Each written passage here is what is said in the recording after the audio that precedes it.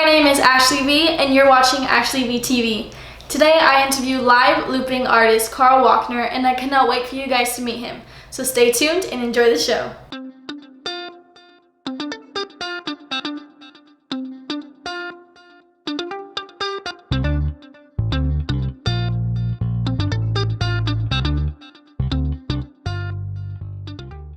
I am here with musician Carl Wockner. Hi. Okay, so tell us a little bit about your story and why you got into music. That's a lot. Yeah. I've been playing for a long time. I guess I started playing music in school bands. You keep changing the name and then changing the bass player and whatever when everybody's 14 and 15. But basically finished school. I studied to become a school teacher. I finished my Bachelor of Teaching. Congratulations. And then through that, I played a lot of gigs and stuff just with bands that I was in school with. I was playing bass or drums or like singing, guitar. And this is the hyperspeed version of this. But I finished my college degree, my university degree. And at that point, I was kind of, do I teach? Do I use my degree or do I continue music? And at the time, I developed like a lot of bars and restaurants and dive bars and stuff, and I was playing a lot of shows, making more money, and having a lot more fun being a 20-year-old musician than I would be if I was going to go into teaching. So I kept doing that. It's great to have a degree, even if I don't use it. And then I started writing my own stuff and kind of boiled down into my own version of music. So I was less in other bands and it was more my band, and so I'd play solo and then I'd have a band. And basically I just was writing and recording music, dropped an EP 2011, came over to Nashville in 2011, did some writing, recorded my first album the following year, and then just kept going. So how old were you when you moved to Nashville?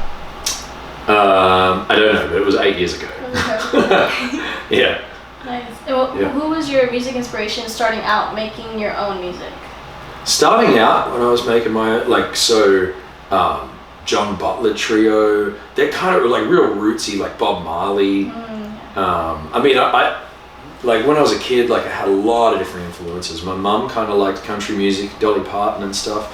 And my dad kind of liked more instrumental, like George Benson, and kind of these weird hot buttered, there's this band called Hot Buttered, or a record called Hot Buttered, which had all these like synthesizer sounds and stuff. So Dad was into this kind of real like instrumental eclectic stuff, and Mum was listening to more pop stuff.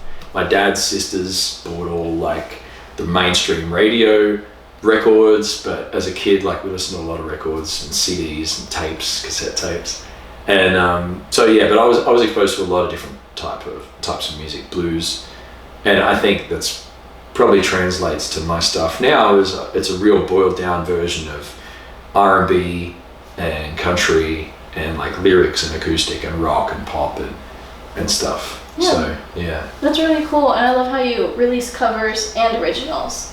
Yeah. So what makes you decide to release a cover? Do you test it out on social media first, or is it that I just really like the song? It's mostly just I really like it. Okay, yeah, I just really like the song. I mean, the cool thing about cover songs is that it's literally everybody else's music. Mm-hmm. So you got like millions and millions and billions probably of songs. And most of the ones that we've all heard have all been a #1 hit or whatever. Yeah. So it's like, it's clearly a good song. Yeah. So if you put your own spin on it, you do it right, then it's got good legs and it should work out. And what do you love about performing live? Live is awesome because it should sound like, I love the fact that it sounds different to the recording. So live is, it's the way that I describe it. The thing that I love about it is if you've ever seen your favorite artist or just a favorite performer, if you see them live, like physically in the room or in the show, and you like feel it and you own it and you're like, this is incredible, and then you see them also play on like YouTube or TikTok or whatever, and you go, oh, that's really cool, but you should have been there. Like the whole should have been there thing is everything with live music. And so like a live performance is like being in the room, being absorbed and surrounded and physically seeing the lights and actually really opening up your vision, looking around at other people and reacting, and like, you know, your ears are tuned in and the volume is the right thing, whereas looking on a phone screen kind of sucks. Or, you know, even if you plug it through some good speakers, it's just not the same. Yeah. So live music is, for me, it's easily my favorite thing. It's all about like creating the energy in the room. Totally. Because I met you at Assembly Food Hall, and you just brought the energy. Everybody was so happy and engaged, and it was just a fun time when you were up there. That's interesting. Like that's yes, that's right. We met like a week ago, but like that gig's different to any other gig that I ever do, and it's like it's kind of weird. It's like it's not, but part of it's like it's a paid rehearsal, but it's not because it's a gig, but it's also not real. It's not a show. It's like I have this weird thing in my brain that like, is it a gig or is it a show? Like, is it a performance or is it a gig? Like, and the gig is the, you know, get there and play the songs and then, you know, whatever. And a show or a performance is like, okay, I'm going to do this and I'm going to build it there and then I'm going to bring it there and then it's going to be this long and I'll do an encore and like, you know, and that's usually where you can control the audience, you can control the room. Whereas like a gig is something that everything is not controlled. The only thing you can control is what you're physically doing on the stage, and all it is reacting to whoever's in the room, who is there or not for you. Yeah. That maybe they're just there to eat, like, you know. So who knows? So there's a cool element of that being, you know, really trying to win people over who aren't there to see you. Yeah. So, you know, it's pretty cool. Yeah. Does it feel like there's so much creative freedom in that? Yeah, there's creative freedom in the type of gig that it is too, because you don't like, you know, if it's a ticketed show and you got, you know, a couple of thousand people in the room or whatever, and it's like this big event, then like there's an element of anxiety with like, okay, I need to go out there and I'm going to deliver, but I'm going to deliver this way, and I'm going to like, there's less variables, you know, you can like control the environment, you can control the set list, and you can kind of allocate a few variables to like really work with the crowd and make it cool. But then there's other shows that is just like, you have no idea who's going to be in the room.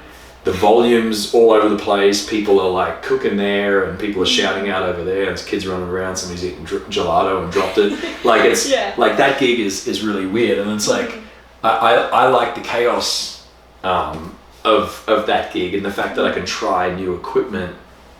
And like Assembly, it's one of those shows that, again, different to any other gig that I ever play, because people request songs. Like, people don't request songs at any other show. Like, I choose the songs. They're original songs or they're like specific covers, but people will request 2 songs to mash them up together, and I've never mashed them together. So it's like, oh, let me figure it out. So it's just real, like, I don't know, there's bliss in the chaos. Like, yeah, it's pretty cool. Yeah, I imagine like just a painter just like throwing stuff and like like, I want to be able to paint this painting anywhere else, you know? Yeah, and occasionally it sucks. So, you know, but the cool thing about painting is like, as long as you don't tell them that it sucks, people don't realize that it sucks. So like, and you can quickly paint over it real quick before they realize. So, yeah. Awesome. Well, tell us about any exciting gigs coming up, or I mean shows.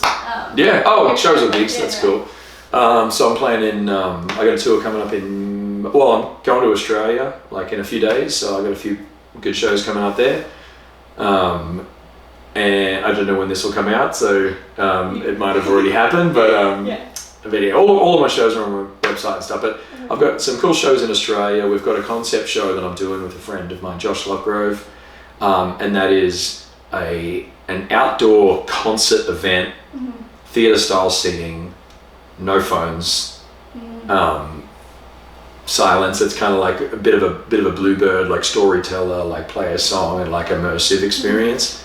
So that's really cool. And then I'll be over in Greece, Italy. So we're going Athens, Malta, which I can't wait to get to Malta, and Sicily. That'll be really cool. That's in May. And then back here, and then take us with you. Yeah. And then Mexico later in the year. So yeah, a couple of festivals in Mexico. What has been your favorite so far that outside of the States? Your favorite place to visit, perform, and just to I really love the city, just as a tourist. Spain was really cool. Norway's really cool. Spain was cool. Played golf in Alicante. That was really cool. There was Roman ruins in the middle of the fairway on like the 14th hole. It was crazy. Like it was just like if you hit the ball in there, you just couldn't go in. You just take a drop and you just keep playing. It's like there's ruins in the middle of the fairway. It's crazy. Yeah, Norway was really cool. It was the best hotel breakfast I've ever had in my life. They had everything. People eat really healthily there. And it was just a really pretty time of year. But yeah, I love travel. It's cool. Is there a difference in like the audience's energy depending on where you go? Okay. Absolutely. Like some places, like I think it was Brighton in the UK, like just outside, a couple of hours south of London, that we were one night. I wasn't playing any shows at that location. We were just there hanging out, and we were at a bar having some food, and then there was just this trio came in, like an instrumental trio, like drums, like real simple drum kit, bass player, and a guitar with a tiny amp, and that's it. And they just set up in the corner, and then they started playing, and I just remember like everybody just shut up. Like the moment they started playing, all the chatter just went right, and there was two people like next in the table next to us, and they were still talking, and the staff came over shh, but they didn't say this, but it was like it way came across as shh, you idiot, like they're playing live music, what are you doing? Like you don't, there's music. What, like that was just the culture. That's the way that like so many people, and Norway were really receptive. Like actually a lot of countries really respond well to music. Like it's such an art, it's such a culture. Yeah. Like that it's very much a like, I don't know, it's easy to feel entitled, you know, as a musician of like, here I am, listen to me, you know, but it's like, but I feel like America's got a nice little balance depending on where you play, and a lot of places like with the tipping culture and stuff, it's kind of hones your like, I need to take charge of the room, whereas like not everybody's just going to be quiet as soon as I start playing for the sake of the fact that there's music. They're going to decide if I'm good enough for them to be quiet and like listen. So you really have to kind of own your space, and it's a cool place to do it on stage. I feel like here people can either filter it out as background music or like assembly food hall. There's so many things like I came here to eat, and that's just like you're just in there in the background. Yeah. But then it can be like no, like I'm here to entertain, or I'm just here to just be the background music. So hearing that, it's just like, well, like I would have never even thought about that. Like everyone would be like, be quiet, someone's playing, I'm just thinking about going down Broadway and everyone's just like blaring, Yeah. Well, if you flex that muscle on stage, so to speak, like if you get on stage and you just command it and you draw everybody's attention, there's a special way to do that, and you can only do that through experience.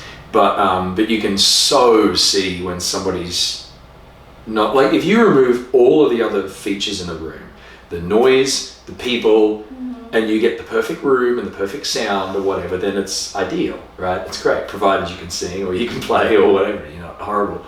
But like if you take that person who's an amazing performer, an amazing musician, right? Not performer has that talent, right? If you take somebody who can sing really well or whatever, and you put them in a crowded space, just because they can sing really well doesn't mean anybody's going to pay attention to them. If they're not captivating or if they're not owning the stage or whatever, that's hard to see. It's a really hard thing to witness because you really feel bad for that person. But it's also, again, it's that muscle you got to flex. You got to figure out a way to like command the stage and like own it and draw people's engagement. What do you do for that?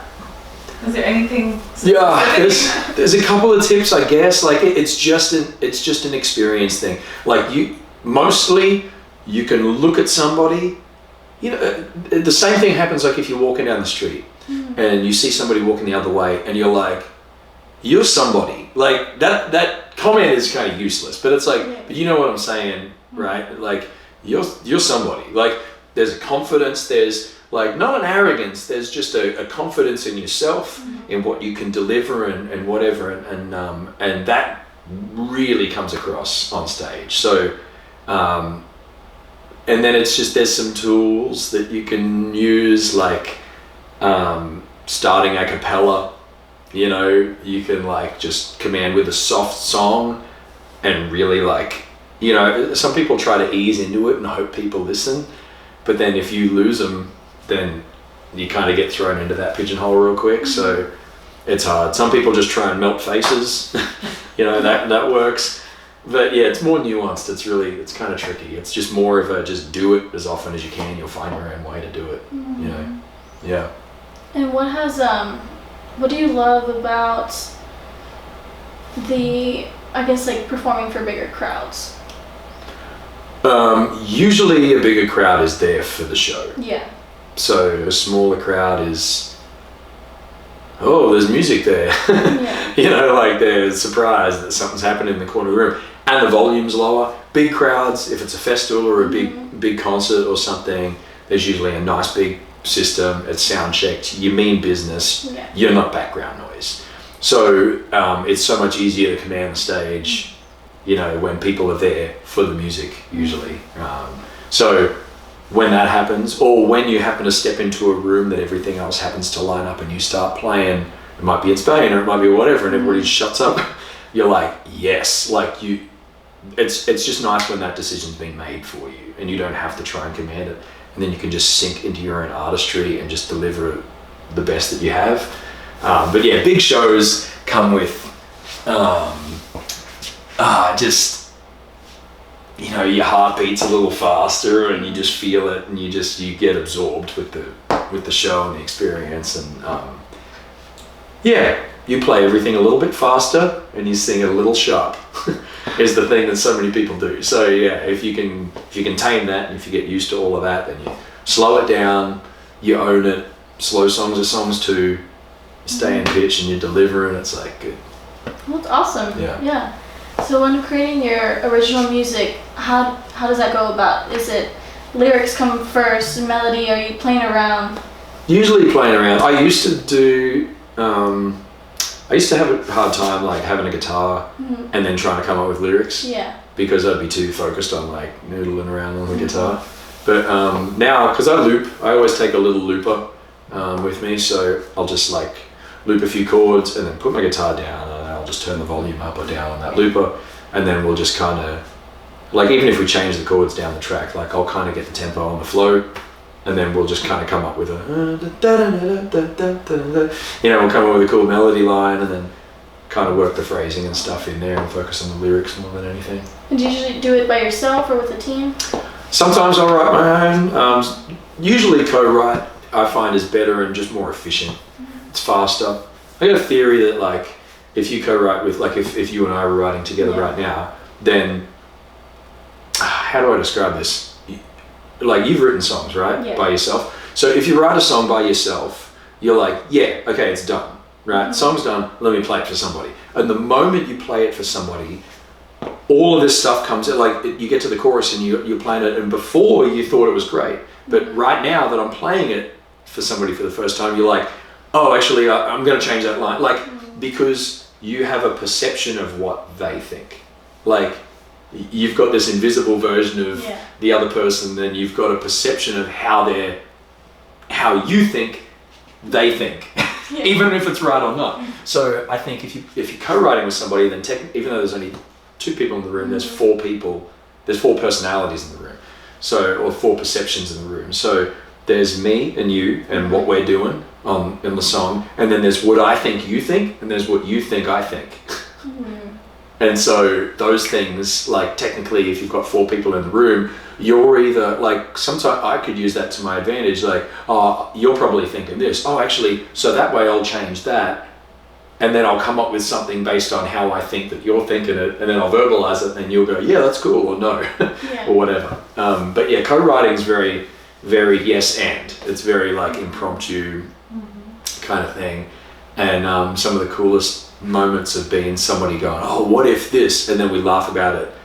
And then they were like, oh, sorry, I shouldn't have said that, was dumb. And it's like, no, actually that gave me a great idea. So you never would have got that experience if you were just writing by yourself. Yeah. So, yeah. I feel like that's just like immediate feedback, like it popped into my mind. This is unfiltered. This is what either musical idea, lyric idea, and then it's more immediate than try to filter out yourself everything. Here's my song, the chords, and like presenting it like for the first time, like you said.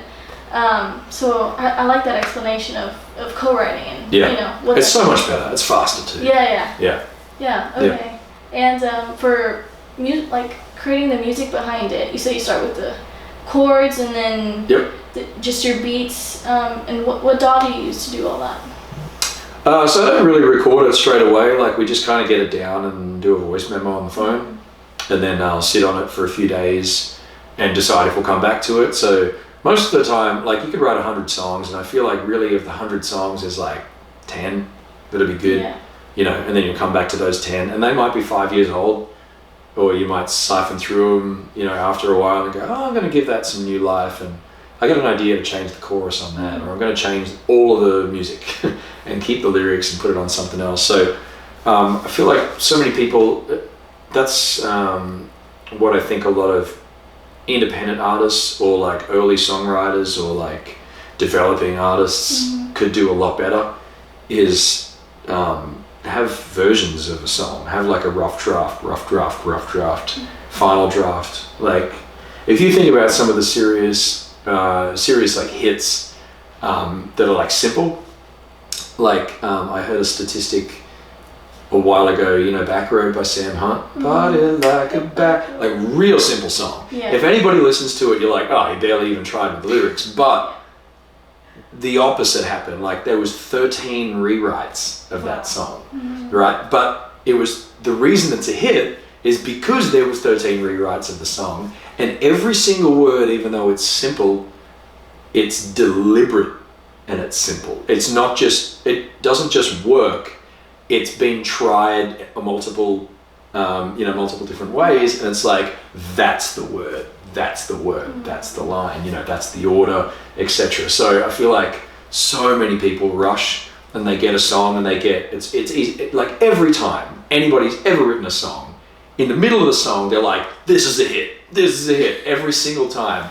And then, it's not a hit. Like it's almost never a hit. So, if you can kind of come back to it, change a little bit here, make sure every single, like ultimately the best test is to just read it, make sure every single line has a place there. Yeah. If it's a weak line, swap it out. There's no, you've got no reason to have a weak line in a song unless it was a speed writing song and you have to record it right now. Yeah. Which is almost never the case. It's like people can write songs for 5 years and then put it out.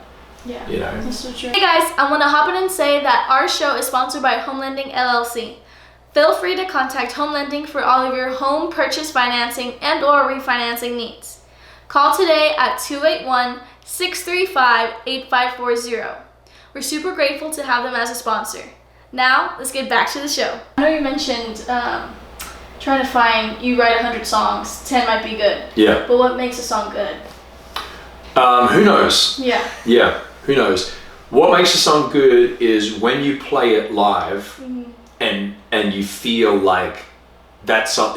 Okay, put it this way. This is my gauge, right? Yeah. Is if I play like an Ed Sheeran song or like a modern song that's a hit, that's easily a number one, like Shape of You or whatever. That's how many billion hits? Like if I can play that and then play my song right afterwards, and I don't feel like awkward playing it, and if the crowd is into it, even if they've never heard it before, that's a good song. Wow. So it's like the same. I haven't actually thought about this before, but like what I was saying about the perception. Yeah. When you play a song in front of somebody and you get awkward and anxious about it because, oh no, that's not good, they don't like that, regardless whether you know that or not, that's the truth coming out. If you don't think that line's very good, that's why you think they don't think it. So I know this is a mind F, but yeah, if you can back to back play a great song and then your original song. So that's why I think also playing live and having somewhere like I have that isn't necessarily a show, it's more of a gig, so you can kind of fine tune stuff and mess around with stuff, then I think you can kind of get a good gauge. Yeah. Is that how you kind of decide what to put on your EPs and albums when you release? Yeah, mostly. Mostly it just comes down to, it works well live, and then you just spend more time on those songs. Yeah. So it's not like I'm always singing 100 original songs every week or whatever. Usually, you kind of boil it down to 20 or 10 or 20 or whatever, and then of those 10, you're playing those a little more, and then you're like, oh, that one needs work on the chorus, so I'm going to rewrite the chorus or work on that, and then you'll fine tune that, try it again next week. That's my process. Everybody's different, but some people do it. I've even done it myself in the studio. Like, we start just recording it, and then we realize what parts float or sync, and then we're like, well, let's just change it now. Let's go up with stuff until it starts to sound good playback. So, but that's also dangerous because you get caught up in the flow, and you feel it. You're feeling it, and then that that weighs on the positive side. Then it's not until you get out and realize you were just getting caught up in the emotion of it. So that's cool. I know you're most famous for looping live, but when did that start? Did that start back in high school or in the middle of your career? No, that's kind of long story about Australia stuff. Short, they had a lot of noise issues in the infrastructure for reading volumes at venues. So it was done horribly, and it's all part and parcel of a smaller economy, less population, less people who have the job that people can acoustic licensing committees and stuff have over here. But anyway, what happened is over a long period of time, maybe 15 years, venues all had noise restrictions, and it got more and more and more severe to the point that like touring venues got shut down because one person was complaining about whatever. All that to say, in Australia, you'll see so many soloists in places that should have a band, but they can't have a band because the volume restriction is crazy. So all that to say, in Australia, there's all these like, people who use backing tracks, or people who loop, or people who have a stomp box when they play. Like you want to sound as big as you can with as few people on the stage as possible. So maybe like 15 years ago or so, I started looping. I borrowed a Digitech Jam Man, which is similar to a Boss RC30, if anybody's familiar with loopers, two button loop pedal. Borrowed that off my friend Phil Roach, my bass player at the time. And so I would play like band shows. If it was like a big show, I'd play band, and if it was a small show, I'd just play solo. And then I'd kind of loop and mess around and try to play solos and screw them up. You do a beautiful job. Thanks. Well, now I did back then. But I really think like even if you don't loop live, I really think it's such a powerful thing. Like I use it for writing. I use a small loop station for writing. I think it's one of the most powerful tools that any keys player, guitarist, bass, whatever should have just in their rehearsal room or at home. You can put headphones on, you loop yourself playing, and then you just play over it. You just play solos over it. Yeah. Because if you have like backing tracks, if you have like solo tracks that you're able to play solos on, that's fine, but usually they're all in certain keys. It's hard to just mess around. But if you're creating the chords, I think you can be a little more creative. And it can also, you might also find something that you stumble onto that's really cool, like, oh, that's a cool chord progression, that's a cool riff. And if you've got a loop station, you just save that. And then you'll come back to it and go, oh, actually, I came up with a cool idea the other day. I might turn that into an original song. So you don't have to play live, but like I think everybody should have one on their pedal board or just at home somewhere. So I started maybe 15 years ago. And then Ed Sheeran blew up. And I mean, people have been doing it for like 30 years, like Katie Tunstall and Mike Love. And like there's all these people that have been looping for a long time. And the technology has definitely got better, but it hasn't changed that much. It's just got better.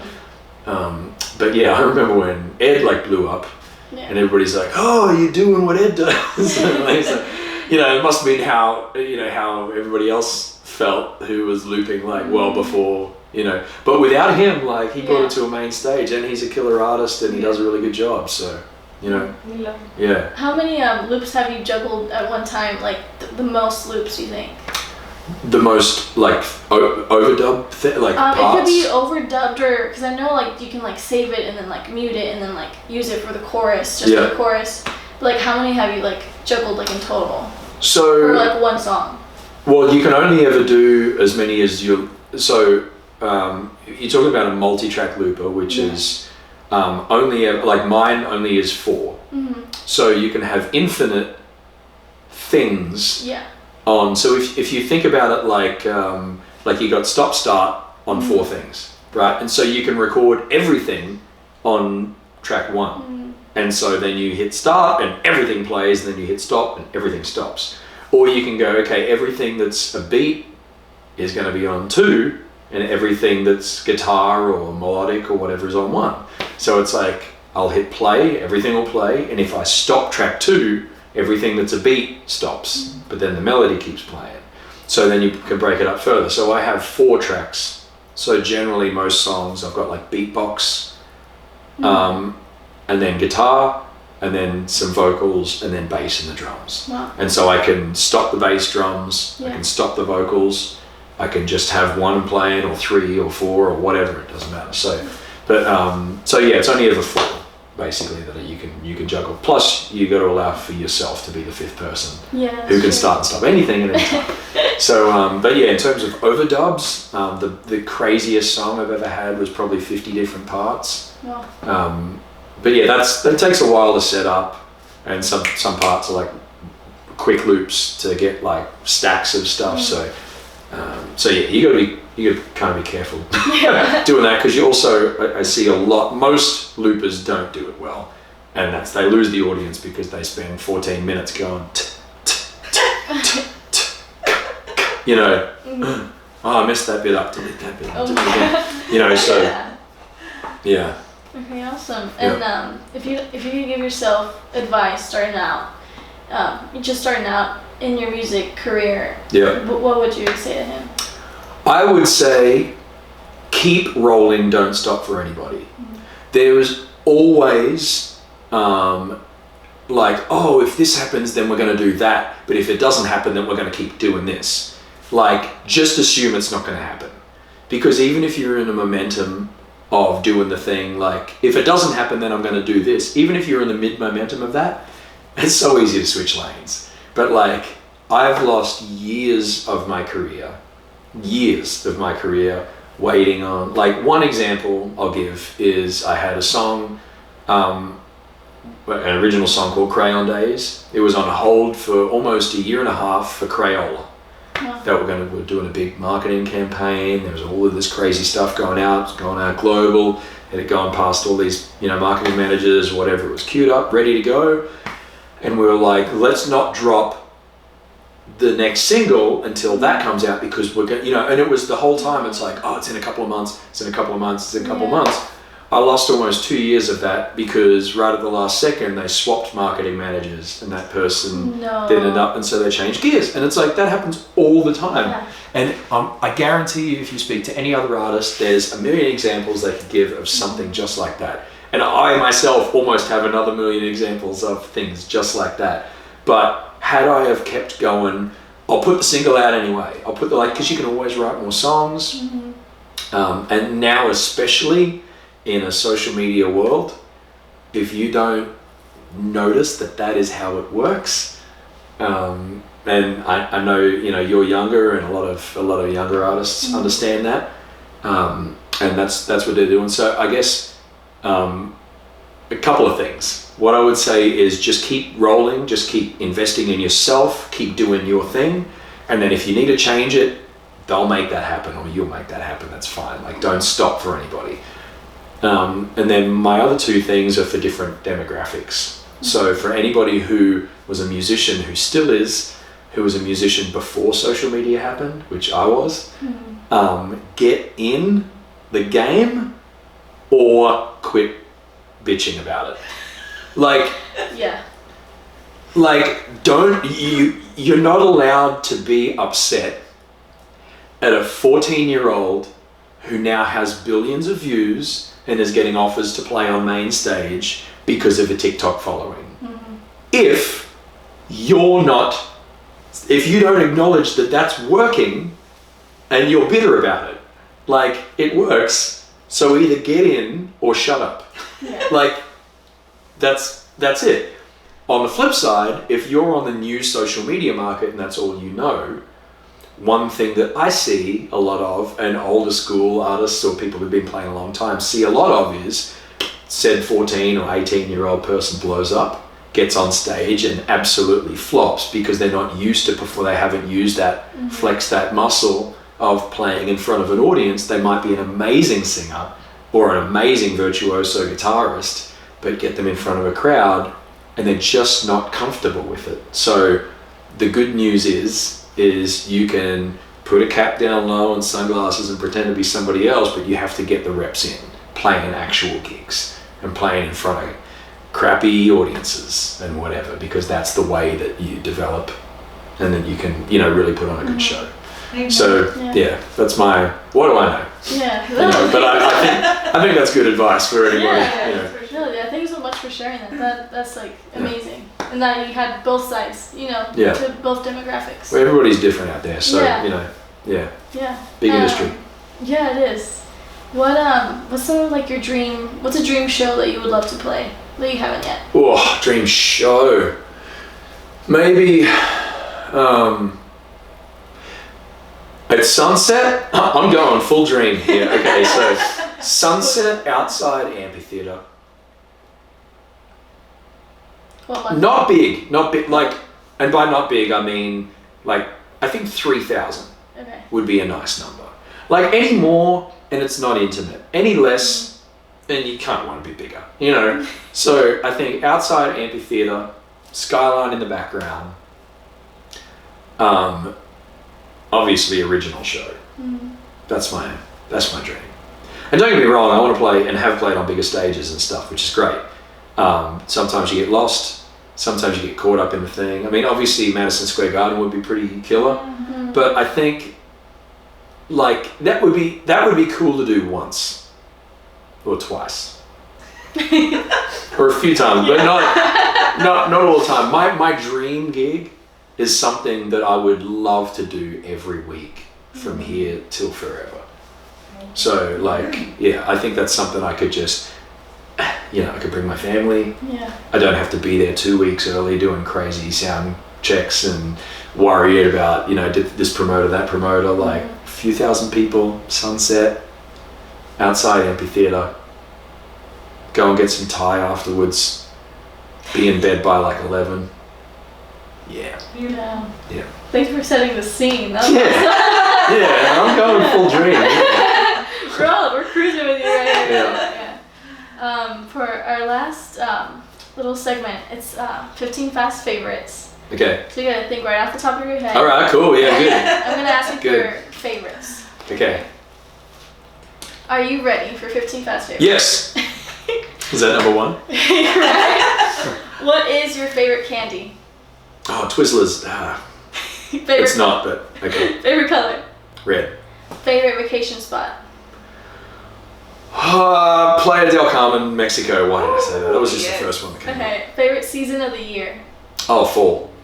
Favorite sport to watch? Pickleball. Favorite sport to play? Golf or pickleball. Favorite movie? John Mayer, Where the Light Is. I don't know why I said that, but I'm glad I did. Favorite holiday? Favorite holiday? National Pancake Day. Oh, okay. I don't know if that's an actual holiday. That's not really a holiday. Okay, favorite place to get pancakes? My house. You know why? Because I can eat as much as I want. They come out with like 2 or 3 little ones. It's like, give me like, let's go. Yeah. Favorite fast food restaurant? Favorite fast food restaurant? This is lemongrass Thai. Sure. If it's fast. Yeah, they're pretty quick. Yeah. I'll give them that. What was your favorite subject in school? Sports. Favorite TV show? Oh, Rick and Morty. Oh my gosh, why did it take me so long to answer that? Rick and Morty, yeah. Okay, what's your favorite superhero movie? Superhero movie? Yeah. Oh man, Batman? Batman? I don't know, I'm trying to think of superhero movies. Which one? There's so many. The good one. The good one? Okay. Favorite snack? Favorite snack? Mm-hmm. A meal. Favorite go-to karaoke song? Oh, no, thank you. No? Okay. Any duet with somebody, as long as we've been drinking a lot. Okay. Yeah, that's it. Okay, that's it. So that's 15. All right. Yeah, thanks for playing. Okay, awesome. That's good. So please tell our audience where they can follow you, any merch you have, anywhere they can connect. Just online, anywhere, wherever you're at. I'm the only Kyle Wockner that's around. So yeah, heaps of merch, heaps of, find your favorite social and connect in there. Heaps of cool shows coming up all over everywhere. Go check them out and check out my channels, whatever. Yeah. Thank you so much for coming to Ashley VTV. Cheers, my pleasure. Hey guys, my name's Kyle Wockner. This is Ashley VTV. This is called A Million Times.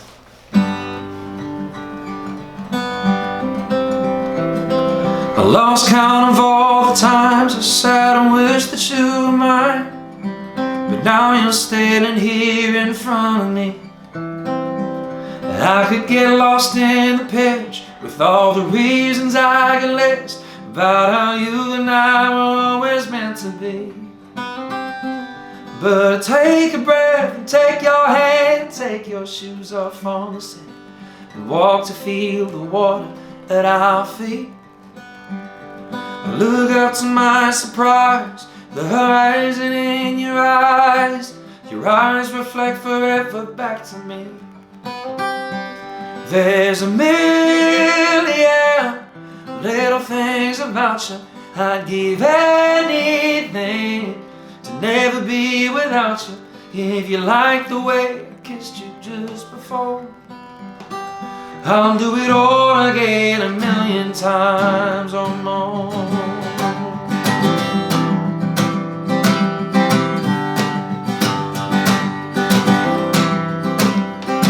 While I have all your attention, we can choose our own invention, turn it away up to 11, you and I. Baby, I'm no good at numbers, you don't ever have to wonder. For the future I'll go down and multiply. There's a million little things about you I'd give anything to never be without you. If you like the way I kissed you just before, I'll do it all again 1,000,000 times or more. 1,000,000 times or more.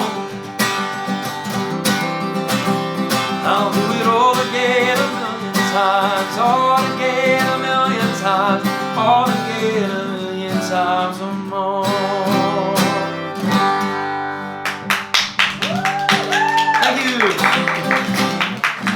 Thank you guys so much for watching. I'd like to give a special thanks to our troops and veterans out there for their service, and for my parents for always supporting me. And don't forget to always be a blessing to others. Don't forget to subscribe on YouTube and follow me on Instagram for more content. Thanks for watching. Numbers, you don't